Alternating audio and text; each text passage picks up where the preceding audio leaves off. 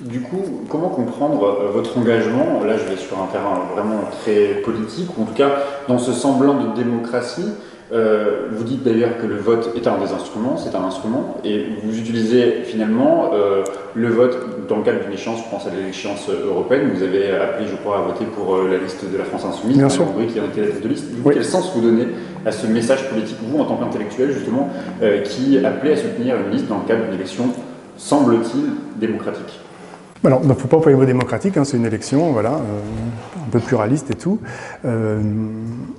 Le fait que d'abord, il faut définir le vote pour ce que c'est. C'est-à-dire le vote, c'est un instrument par lequel on organise comment un groupe va s'accaparer l'appareil d'État pour imposer sa volonté aux autres. Ça n'est rien d'autre, c'est un moment d'une grande violence, c'est pas du tout un moment de liberté, c'est pas du tout un moment à célébrer, c'est un moment très violent. Aller voter, ça veut dire se dire je vais me doter de la police pour t'imposer ma volonté.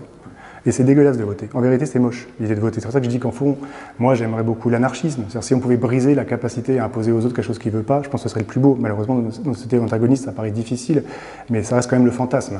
Il y a un très beau texte de Merleau-Ponty que je cite qui dit « Si jamais on croyait à l'idée démocratique que les gens défendent, on ne perdrait jamais une élection. » Parce que si l'élection, c'est le lieu où la souveraineté populaire et la volonté générale se mettent en place, je ne sais même pas comment les gens peuvent dire des choses comme ça, bon, et se décident, on serait tous gagnants, parce que ce serait notre volonté comme citoyens qui arriverait au pouvoir, et Macron, ce serait notre volonté à nous.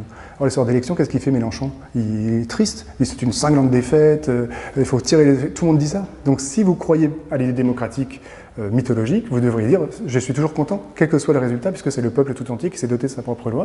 Si vous considérez que vous avez perdu une élection, c'est que vous savez que l'élection est le lieu où vous vouliez affronter la volonté des autres pour vous battre contre les autres. Vous votez comme dit Merleau-Ponty en violent, c'est-à-dire que vous voulez imposer votre volonté à d'autres et vous voulez et déjà, comme dit Merleau-Ponty, vous pensez à la revanche quand vous avez perdu. Donc on sait que le vote, c'est seulement un instrument de la guerre sociale. Et c'est pour ça que moi je dis toujours, quand on dit par exemple il peut y avoir un putsch des gilets jaunes, par exemple, ils vont prendre l'Elysée et tout, c'est pas des...